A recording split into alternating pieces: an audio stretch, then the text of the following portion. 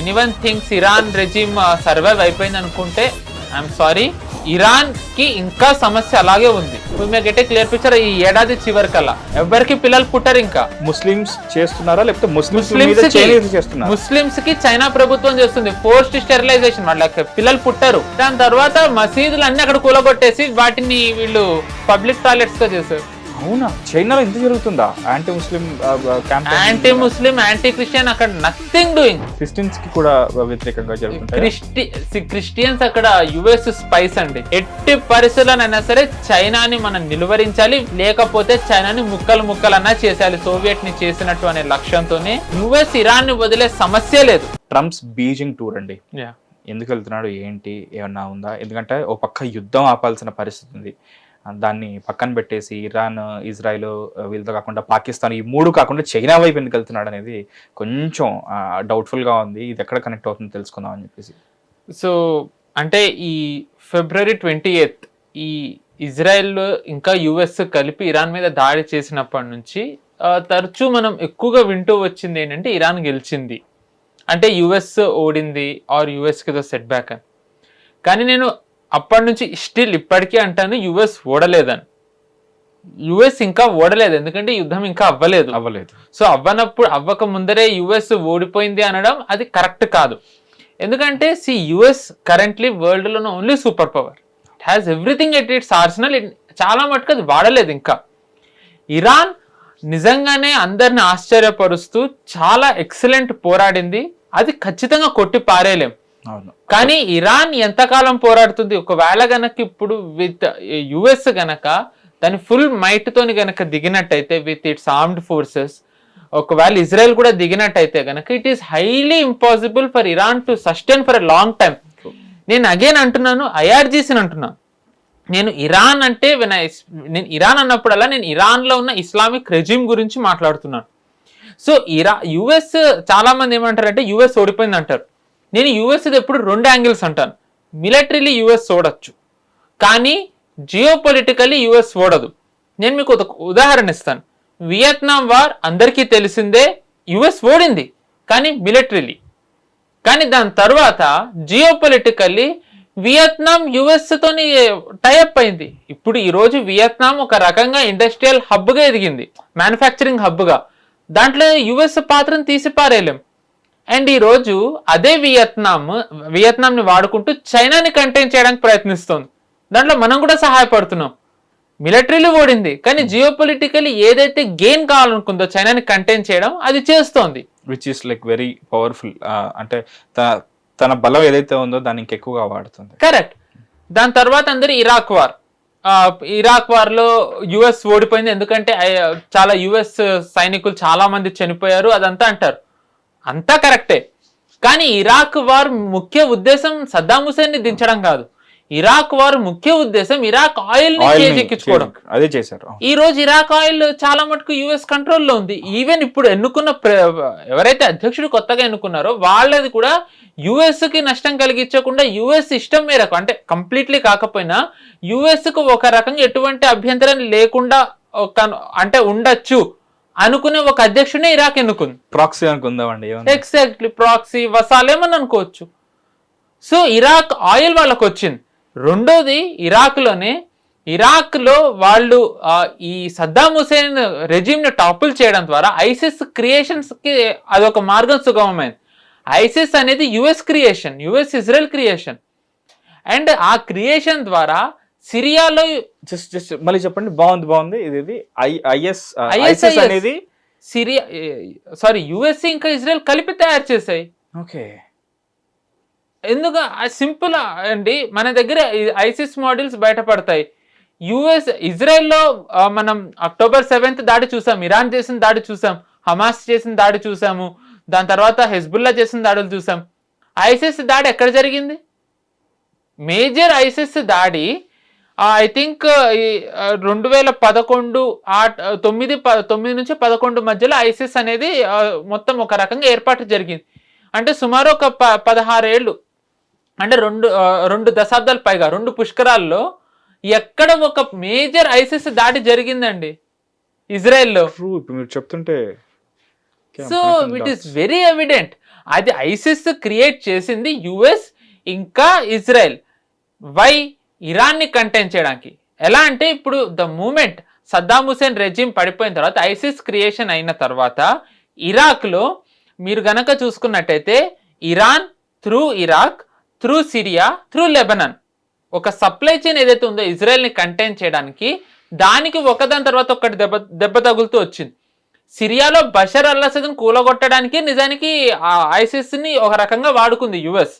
మనకంతా ఎలా చూపిస్తారంటే US forces or NATO forces వీళ్ళందరూ కలిపి సిరియాలో డెమోక్రసీని కాపాడడానికి ఫైటర్ జెట్స్ వెళ్ళాయి. దాని తర్వాత ఇరాక్లో ఐసిస్ని ఫైట్ చేశారని సినిమాల్లో చూస్తాం, మీడియా అంతా మాట్లాడుతుంది. Absolutely non sense. ఐసిస్ నిజంగా కంటైన్ చేసింది ఎవరు అంటే Iran and Russia. Iran, Russia ఇద్దరే నిజానికి ఐసిస్ని కంటైన్ చేశారు. బషర్ అల్ అసద్ గవర్నమెంట్ని సిరియాలో కూలగొట్టడానికి ఇరాక్లో స్థాపించబడ్డ ఐసిస్ సిరియాలో కూడా వెళ్ళి వాళ్ళు మొత్తం అక్కడ అంతా కూడా హ్యావోక్ క్రియేట్ చేస్తుంటే రష్యా ఇంకా ఇరాన్ కలిపి ఆ రెజిమ్ పడిపోకుండా ఆపాయి. బట్ కొంతకాలమే ఐ థింక్ లాస్ట్ ఇయర్ ముందు year Bashar al Assad government పడిపోయింది. ఆ ఐసిస్లోని ఒక భాగమైన హెచ్టిఎస్ని నడిపే జొలానీనే ఇప్పుడు మళ్ళీ అక్కడ అధ్యక్షుడు అయ్యాడు. సిరియాలో అధ్యక్షుడు అవ్వడంతో రష్యాకి వెస్ట్ ఏషియాలో ఏదైతే ఒక యాక్సెస్ ఉందో, ఒక హెజ్మోని ఉందో రష్యా పూర్తిగా కోల్పోయింది. ఇరాన్ ఏదైతే ప్రాక్సీస్ని పెట్టుకుని అది ఒక రీజనల్ పవర్గా ఎదిగిందో చాలా మటుకు అది పడిపోయింది. సో అంటే క్లియర్గా it is evident US militarily ఓడచ్చు, కానీ జియోపొలిటికల్లీ యుఎస్ అది అనుకున్నది సాధిస్తుంది. కొంచెం సమయం పట్టచ్చు. ఇంకా బెస్ట్ ఎగ్జాంపుల్ మన నేబర్హుడే తీసుకుందాం. 1971 వార్ పాకిస్తాన్ ఓడిపోయింది. పాకిస్తాన్ అది cold war time. Cold war టైంలో మనకేంటి, భారత్ సోవియట్తో ఉంది, పాకిస్తాన్ యుఎస్తో ఉంది. పాకిస్తాన్ ఈస్ట్ పాకిస్తాన్ అంటే పాకిస్తాన్ ఈస్ట్ పాకిస్తాన్ని కూడా ఒక రకంగా కంట్రోల్ చేస్తూ వచ్చింది. అంటే యుఎస్కి రెండు భాగాలు అక్కడ ఉన్నాయి. కానీ భారత్ అక్కడ పాకిస్తాన్ని ఓడించడంతో యుఎస్కి ఒక రకంగా అక్కడ ప్రభావం, దాని ప్రాధాన్యత, దాని ప్రభావం ఏదైతుందో తగ్గింది. అక్కడ తిరిగి మళ్ళీ ఆ ప్రభావాన్ని ఏర్పరచుకోవడానికి 5 దశాబ్దాలు యుఎస్ వెయిట్ చేసింది. 2024లో విజయవంతంగా షేక్ హసీనా ప్రభుత్వాన్ని కూలగొట్టింది, మళ్ళీ అక్కడ యూనిస్ ప్రభుత్వాన్ని తెచ్చిపెట్టింది. ఇప్పుడు తారిక్ రెహమాన్ అక్కడ ఉన్నాడు. ఈ లెక్కన 9/11 అటాక్స్ పైన మీ అభిప్రాయం ఏంటి? No comments. అది ఇంకా మీ ఇమాజినేషన్ కే వదిలేస్తున్నాను, మీ విజ్ఞతకి వదిలేస్తున్నాను. So it is very very evident US ఓడింది అన్న చోటల్లా మిలిటరీలీ ఓడుతుంది. అంటే కావాలని ఓడుతుందని కాదు, మిలిటరీలీ సెట్ బ్యాక్ రావచ్చు, కానీ జియోపొలిటికల్లీ యుఎస్ ఓడదు, వేచి చూస్తుంది.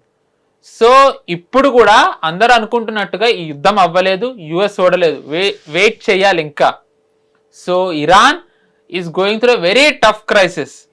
So if anyone thinks Iran regime survive అయిపోయింది అనుకుంటే ఐఎమ్ సారీ, ఇరాన్కి ఇంకా సమస్య అలాగే ఉంది. సో ఐ థింక్ 1 year తర్వాత ఐ థింక్ నెక్స్ట్ ఇయర్ ఈ టైం కల్లా we may get a clear picture. ఈ ఏడాది చివరి కల్లా ఇరాన్కి సంబంధించి ఈ ఏడాది చివరి కల్లా వచ్చినా మనం ఆశ్చర్యపోక్కర్లేదు. బట్ నేనైతే ఈ యుఎస్ ఓడిందని నేను అనుకోవట్లేదు. ఓకే, మిలిటరీ నష్టం జరిగింది యుఎస్కి, whatever has happened, fine, okay fine. Vietnam war కంటే ఎక్కువ నష్టం జరగలేదు కదా, వియత్నాం వార్ కంటే ఎక్కువ నష్టం జరగలేదు. సో అండ్ ఇంకొకటి మీకు Vietnam war two decades and ఆ సోల్జర్స్ ఎంతమంది పోయారు అక్కడ. సో అండ్ ఇంకొకటి అన్నిటికన్నా ముఖ్యమైనది Afghanistan war. So the so called Afghanistan war అందరూ ఓడింది అని ఏదైతే అంటున్నారో, చైనాకి ఒక టెర్రర్ థ్రెట్ ఉంది. ఉయ్గూర్ ముస్లిమ్స్ తెలిసిందే, చైనాలో ఒక షింజియాంగ్ అనే ప్రాంతంలో ఉయ్గూర్ ముస్లిమ్స్ ఉంటారు. అంటే ఇక్కడ మన చాలా మంది మానవ హక్కుల సంఘాలు వెస్ట్లో అందరూ అంటారు ఇక్కడ ముస్లిమ్స్ని వీళ్ళు చాలా అట్రాసిటీస్ గురి చేస్తున్నారు, వాళ్ళకి హ్యూమన్ రైట్స్ లేవని. నిజంగా వాళ్ళు ఏవైతే మనం ఇక్కడ చేస్తున్నామంటారో వాటికి 20 times ఆర్ 30 times ఎక్కువ చైనా ముస్లిమ్స్ మీద చేస్తుంది. అవునా? సింపుల్ ఎగ్జాంపుల్, అక్కడ ఉన్న ప్రతి ఒక్క ముస్లింకి వీళ్ళు అక్కడ ఒక ట్రాకర్ పెట్టారు కాలికి, వాళ్ళు ఎక్కడికి వెళ్తున్నారో తెలుస్తుంది. అండ్ ఫోర్స్ స్టెరిలైజేషన్, ఎవరికి పిల్లలు పుట్టరు ఇంకా. ముస్లిమ్స్ చేస్తున్నారా లేకపోతే ముస్లిమ్స్ చేస్తున్నారు? ముస్లిమ్స్ కి చైనా ప్రభుత్వం చేస్తుంది ఫోర్స్డ్ స్టెరిలైజేషన్. వాళ్ళకి పిల్లలు పుట్టారు, వాళ్ళ ఖురాన్ చదవరు. కరెక్ట్, ఇంకా నెక్స్ట్ జనరేషన్ లేకుండా. అండ్ దాని తర్వాత వాళ్ళు ఖురాన్ చదవరు. ఖురాన్ చదివిన Chinese version of Quran rewritten కూడా. Correct, exact. ఇది చాలా కొత్తగా ఉంది. దాని తర్వాత మసీదులు అన్ని అక్కడ కూలగొట్టేసి వాటిని వీళ్ళు పబ్లిక్ టాయిలెట్స్ గా చేశారు. అవునా? చైనాలో ఇంత జరుగుతుందా? యాంటీ ముస్లిం యాంటీ క్రిస్టియన్, అక్కడ నథింగ్ డూయింగ్. క్రిస్టియన్స్ కి కూడా వ్యతిరేకంగా జరుగుతుంటాయి. క్రిస్టియన్స్ అక్కడ యుఎస్ స్పైస్ అండి. ఇది డౌన్ ద లైన్ ఇప్పుడు మనం బీజింగ్ కి వచ్చినప్పుడు అది మాట్లాడదాం. బట్ బట్ లైక్ దీని గురించి బయటికి రాకపోవడం ఏంటి? అదే మాట్లాడరు ఎవ్వరు. అందరికి ఏంటంటే మోదీ అనే ఆయన నిజానికి వాట్ మోదీ ఈజ్ అనేది వీళ్ళు ప్రొజెక్ట్ చేస్తారు, that is actually she Jinping. But ఎవరు మాట్లాడరు, ఎందుకంటే చైనా అనేది యుఎస్ చైనా ఎకో సిస్టమ్ చాలా బలంగా ఉంటుంది యుఎస్ మీడియాలో. యుఎస్ మీడియా పేరుకి వెస్టర్న్ మీడియా, కానీ దాంట్లో చాలా మటుకు ఫండింగ్ చైనాది ఉంటుంది. So and coming back again మనం కొంచెం డివేట్ అయిపోయాం. ఆఫ్ఘనిస్తాన్ లో ప్రస్తుతం మీకు ఇప్పుడు ఏదైతే నేను ఉయ్గూర్ ముస్లిమ్స్ చెప్పానో, ఆ ఉయ్గూర్ కి వాళ్ళని సమర్థిస్తూ అక్కడ ఒక టెర్రరిస్ట్ ఆర్గనైజేషన్ ఫామ్ అయింది. టెర్రరిస్ట్ అనొచ్చు, సెపరేటిస్ట్ అనొచ్చు, militant organisation, ETIM, east Turkmenistan Islamic movement. Turkmenistan, yes. సిరియాలో బషర్ అల్ అసద్ ప్రభుత్వం కూలినప్పుడు ఆ కూల్చే ప్రక్రియలో HTS అంటే జొలాన్ ఇప్పుడు ఎవరైతే అధ్యక్షుడు అయ్యాడో అతను నడిపే HTS కి సహకరించింది ETIM. దానికి కృతజ్ఞతగా అక్కడ వాళ్ళ ఆర్మీలో ఒక వింగ్ కి ETIM వాళ్ళని అధ్యక్షుడు లీడర్ గా చేస్తే చైనా పరిగెత్తుకుంటూ సిరియా వెళ్ళింది, మీరు చెయ్యొద్దని. ఎందుకంటే వాళ్ళకి ETIM అనేది మీకు చెప్పాను ఉయ్గూర్ ముస్లిమ్స్ కోసమే వాళ్ళు పోరాడతారని. బట్ బషర్ అల్ అసద్ వినలేదు, ఎందుకంటే he is a US proxy. And అదే ETIM ఇప్పుడు ఆఫ్ఘనిస్తాన్ లో ఉంది. చైనా తాలిబాన్ రాగానే పరిగెత్తుకుంటూ మనం చూసాం మీటింగులు ఒకదాని వెనక ఒకటి అయ్యాయి. అందుకే ETIMకి అక్కడ మీరు స్పేస్ ఇవ్వకండి అని. బట్ స్టిల్ ETIM అక్కడ ఉంది. సో జియో పాలిటిక్స్ అనేది చాలా ఒక ఏమంటారు కాంప్లికేటెడ్ వెబ్ అది. It is not very easy to crack. So మీకు ఇప్పుడు ఇదంతా ఎందుకు చెప్పానంటే యుఎస్ ఓడింది అందుకే బీజింగ్ వెళ్ళింది అని అంటారు. అంటే బేసికల్ గా జింగ్పింగ్ తో ఇప్పుడు సెట్ బ్యాక్ వచ్చింది కాబట్టి అని. వాళ్ళ క్యాపిటల్ కూడా అది. కరెక్ట్, అబ్సల్యూట్ నాన్ సెన్స్ ఇది. Sorry for the language, but ఇది ఏదైతే ఉందో ఇది నరేటివ్ అబ్సల్యూట్. నేను ఇక్కడ అగైన్ ప్రేక్షకులకు చెప్పాలి, నేను అస్సలు యుఎస్ లవర్ని కాదు. I am only pro Bharat. నేనేంటి అంటే జియో పాలిటిక్స్ చాలా ప్రాగ్మాటిక్ లెన్స్ లో చూస్తాను. I don't view geo politics from the perspective of US or from the perspective of China or from the perspective of Russia. నేను భారత్ దృష్టికోణంలో చూస్తాను. దాంట్లో ఏ దేశం ఇప్పుడు ఎలాంటి పరిస్థితిలో ఉందని మాత్రమే చూస్తాను. సో ఒకసారి అది స్పష్టత ఇవ్వాలి. సో అగైన్ ఇప్పుడు చాలా మంది యుఎస్ కాళ్ళబేరానికి వెళ్ళింది అని అంటున్నారు. బట్ యుఎస్ అస్సలు కాళ్ళబేరానికి వెళ్ళలేదు. యుఎస్ ఒక స్ట్రాంగ్ మెసేజ్తో వెళ్ళింది. మీకు నేను 2 ఉదాహరణలు చెప్తాను యుఎస్ స్ట్రాంగ్ మెసేజ్తో వెళ్ళింది అనడానికి. ట్రంప్ బీజింగ్ వెళ్లే ముందర కాలిఫోర్నియాలోని లాస్ ఏంజల్స్ అనే ఊరు మనందరికీ తెలిసిందే. అక్కడ ఒక కౌంటీ ఉంది, అరాసిడియానో ఏదో పేరు, క్షమించాలి నాకు అంత గుర్తులేదు, బట్ ఏతో స్టార్ట్ అవుతుంది. లాస్ ఏంజల్స్ కౌంటీ మేయర్ ని అక్కడ అరెస్ట్ చేశారు. ఎందుకు అంటే ఆమె స్వయంగా ఒప్పుకుంది నేను చైనీస్ ఏజెంట్ నేను. తను స్వయంగా ఒప్పుకుంది నేను చైనీస్ ఏజెంట్ నేను. దాని తర్వాత మెక్సికోలో కొన్ని గ్యాంగ్ వార్లు జరిగాయి. గ్యాంగ్ వార్ అంటే కొంతమంది గ్యాంగుల్ని చంపేశారు. వాళ్ళు యాంటీ గవర్నమెంట్ గ్యాంగ్స్ అక్కడ చాలా ఎక్కువ ఉంటాయి. ఎగ్జాక్ట్లీ, మీరు రోడ్డు మీద వెళ్తుంటే గన్ను పెట్టేసి డబ్బు తీసుకుంటారు. బట్ ఆ గ్యాంగ్లన్నీ ఏంటి అంటే ఫెంటనిల్ అనే ఒక డ్రగ్ ని యుఎస్ కి సప్లై చేస్తాయి. మనం చూస్తున్నట్టయితే యుఎస్ లో మధ్య చాలా డ్రగ్ తీసుకుని జాంబీ కింద తిరుగుతారు. అవును, అదంతా కూడా ఫెంటనిల్ అనే డ్రగ్ తీసుకోవడం వల్ల. ఆ ఫెంటనిల్ అనే డ్రగ్ వయా మెక్సికో వస్తుంది. మెక్సికోలో ఉన్న డ్రగ్ లార్డ్స్ కి చైనా సప్లై చేస్తుంది. సో ఈ వీళ్ళ మీదే CIA ఒక రకంగా మెక్సికన్ ఫోర్సెస్ ని వాడుకుని ఆపరేషన్ చేస్తుంది. Recently very high level Mexico gang lords అందరినీ కూడా చాలా మందిని, ఇఫ్ నాట్ ఆల్, చాలా మందిని సిఐఏ ఆపరేషన్ లో చాలా మంది చనిపోయారు. సో చైనాకి సెట్ బ్యాక్స్ తోని ట్రంప్ వెళ్ళారు. అండ్ చాలా మంది అంటారు ఇది చాలా పెద్ద బిజినెస్ డెలిగేషన్ తోని వెళ్ళారు ట్రంప్, మరి how come you will say Trump కి ఇది అంటే ట్రంప్ కి సెట్ బ్యాక్ కాదని. జియో పాలిటిక్స్ లో ఆప్టిక్స్ కి ఎప్పుడు కూడా ఎవ్వరూ లొంగిపోకూడదు.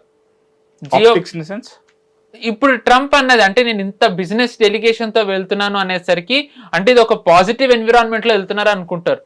జియో పాలిటిక్స్ లో మాటలకి చేష్టలకి మధ్య భూమి ఆకాశం అంత తేడా ఉంటుంది. ముఖ్యంగా యుఎస్ లాంటివి అయితే ఇంకా ఎక్కువ. ఎగ్జాక్ట్లీ. వాళ్ళకి ఒకప్పుడు foreign minister I think foreign minister ఎన్ఎస్ఏను ఒక ఆయన ఉన్నారు, పేరు మర్చిపోయాను, చాలా ఫేమస్ ఆయన అన్నారు, being America's enemy is dangerous but being America's friend is fatal ఆయన అన్నారు. సో ట్రంప్ ఒకవేళ గనక ఇప్పుడు జింగ్పింగ్ ని పొగుడుతున్నారు అంటే it means US is planning to weaken China. Soviet Union లాగా చైనా ముక్కలు అయినా ఎవరు ఆశ్చర్యపోక్కర్లేదు. అంటే ఇప్పటికిప్పుడు అవుతుంది అనట్లేదు, మేబీ గ్రౌండ్ వర్క్ వెళ్తుందేమో. నేను ఇందాక అన్నాను క్రిస్టియన్స్ ఇది మీరు అంటే వాట్ ఈస్ అన్ చైనాలో churches not allowed, Christianity not allowed చైనాలో. చాలా మంది చూస్తాను క్రాసులు వేసుకొని తిరుగుతూ ఉంటారు.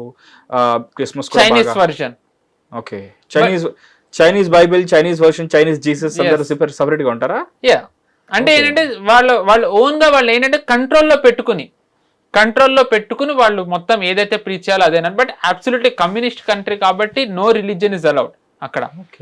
బట్ ఏంటంటే అండర్ గ్రౌండ్ లో చర్చెస్ ఉంటాయి, అండర్ గ్రౌండ్ మిషనరీస్ అని. సో వాళ్ళు ఏంటి అంటే వాళ్ళు క్రిస్టియానిటీలోకి వాళ్ళని తీసుకొద్దామని. సో ఇండైరెక్ట్లీ వాళ్ళు ఏంటంటే they are turning people against government. So churches కి ఫండింగ్ ఎక్కడి నుంచి వస్తుంది? యుఎస్.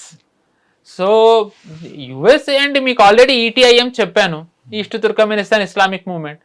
సో చైనాని యుఎస్ ఏమీ కూడా అదొక ఫ్రెండ్ కిందనో అలై కిందనో చూడట్లేదు. చైనా క్లియర్ గా యుఎస్ ని ఛాలెంజ్ చేసే ఒక ఫోర్స్. ఎట్టి పరిస్థితుల్లోనైనా సరే చైనాని మనం నిలువరించాలి.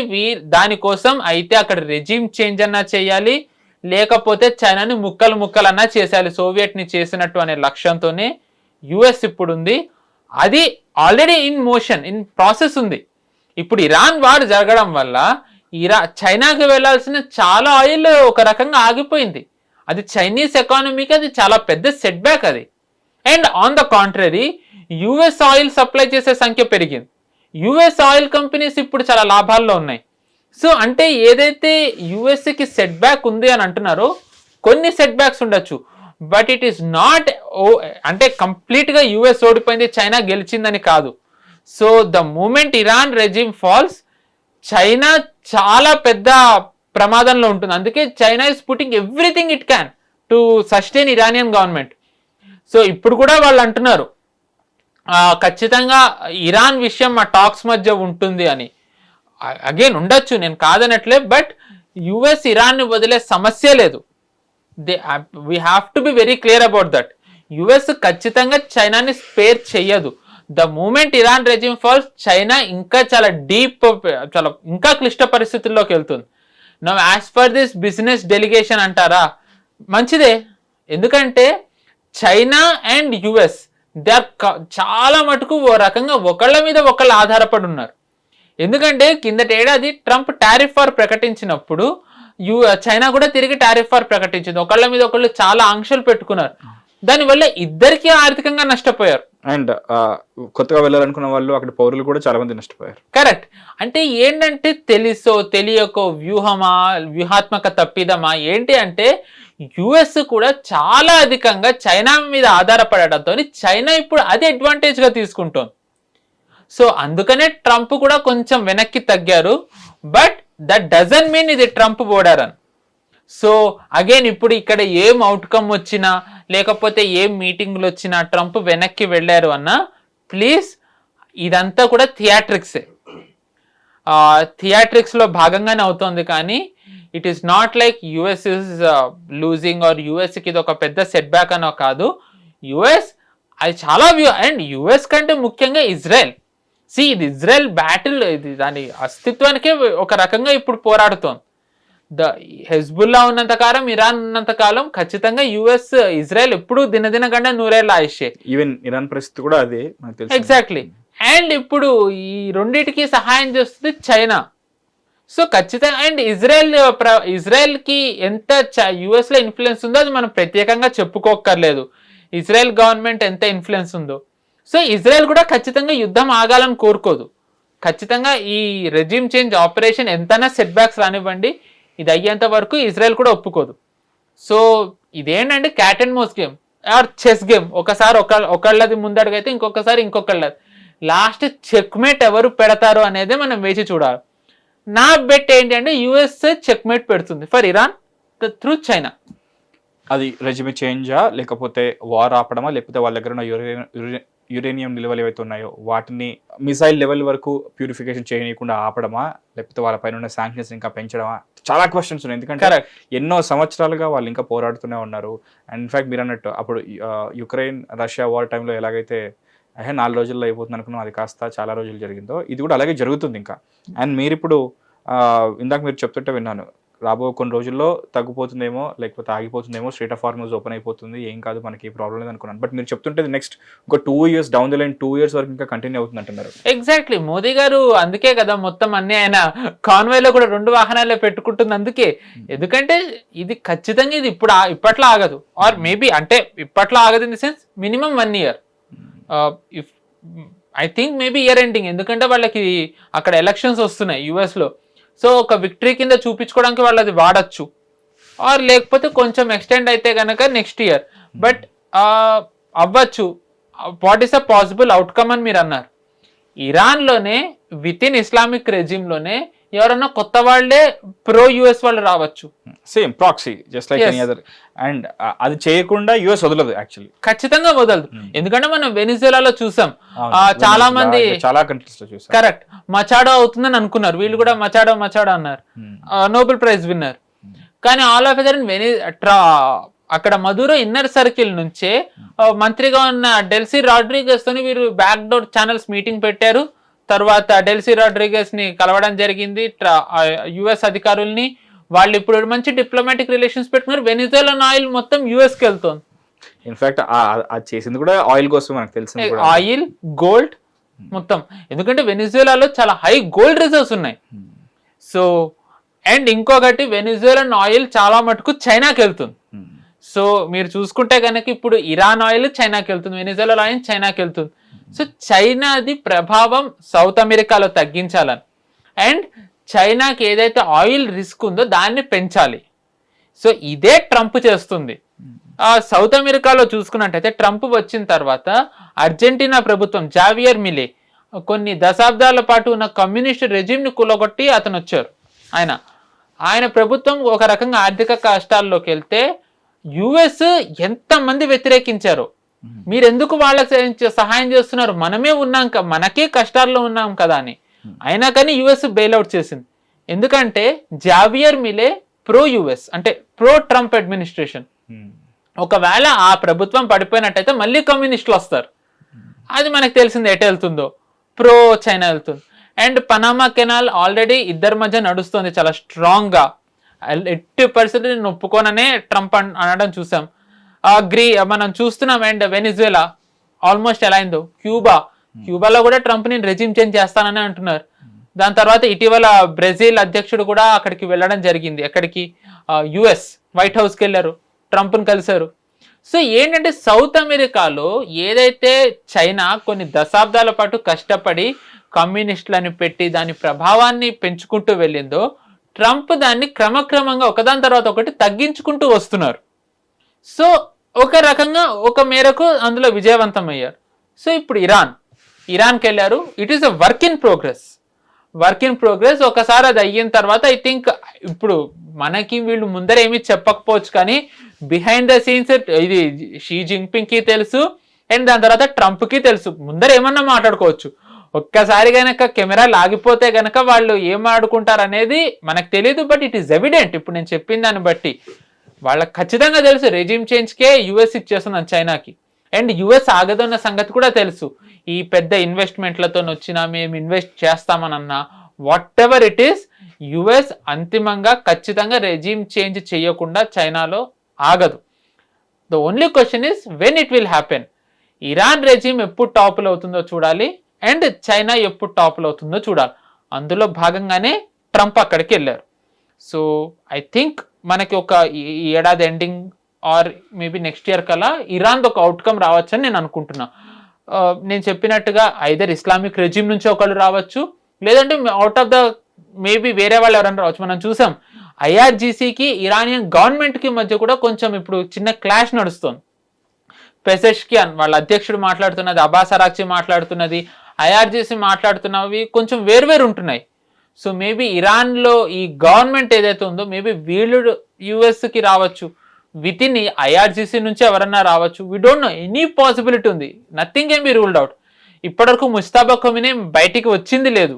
ఇన్ఫాక్ట్ ఉండడం లేదు కూడా డౌటే. ఎందుకంటే రీసెంట్లీ జియో పాలిటిక్స్ గురించి మాట్లాడుకున్నప్పుడు వాళ్ళ ఆల్టర్ గ్రూప్స్ ఏవైతే ఉన్నారో వాళ్ళు వచ్చి, వాళ్ళ ఫినాన్స్ మినిస్టర్, వాళ్ళ ఎక్స్టర్నల్ అఫైర్స్ మినిస్టర్ వాళ్ళు వచ్చి మాట్లాడడం జరిగింది, వాళ్ళు వచ్చి ట్వీట్స్ చేయడం జరిగింది, which is very which happen for the first time actually.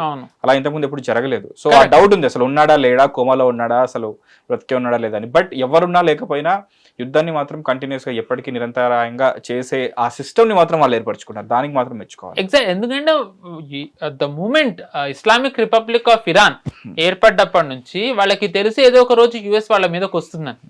అంటే 47 ఏళ్ళు వాళ్ళు దీనికోసం వాళ్ళు తయారవుతూ వచ్చారు. సో ఖచ్చితంగా వాళ్ళు ఇప్పుడు ఏం చేస్తారంటే, వాళ్ళు ఖచ్చితంగా ఇప్పుడు 47 ఏళ్ళు సిద్ధంగా ఉన్నప్పుడు మేబీ వాళ్ళు కూడా పోరాడతారు కదా, ఎందుకంటే వాళ్ళు ఇవన్నీ ప్రెడిక్ట్ చేశారు. కానీ ఎంతకాలం, వాళ్ళ మ్యానుఫ్యాక్చరింగ్ కెపాసిటీ ఇంకా ఎంత బలంగా ఉంది. సో అండ్ చైనా ఎంతవరకు సహాయం చేయగలుగుతుంది, రష్యా ఎంతవరకు చేయగలుగుతుంది. యుక్రెయిన్ ఒక పక్కన దాడి చేస్తున్నప్పుడు రష్యా ఎంతకాలం చేయగలుగుతుంది. సో ఇలాంటి క్వశ్చన్స్ చాలా ఉన్నాయి. సో అదే అంటాను కదా, చాలా కాంప్లెక్స్ వెబ్ ఇదంతా. మనం అంటాంగిల్ అన్ని ఇంటర్లింక్డ్. ఎస్. అండ్ మనం ఒక్కొక్కటి చేస్తూ వెళ్ళినట్టయితే గనక ఇట్ ఈస్ మనకి చెప్పాలంటే చాలా క్లియర్ గా ఎవరితో ఉన్నారు అనేది ఇట్ ఈస్ అందరికి బుర్ర తిరిగిపోతుంది. So we have to wait and see what happens అనేది ఐ థింక్. బట్ రాబోయే కాలంలో the war could escalate. I think Modi garu signal ఇచ్చారు. అండ్ సింగపూర్ పిఎం కూడా ఇటీవల అన్నారు చాలా పెద్ద క్రైసిస్ రాబోతుంది, అందరూ సిద్ధంగా ఉండండి.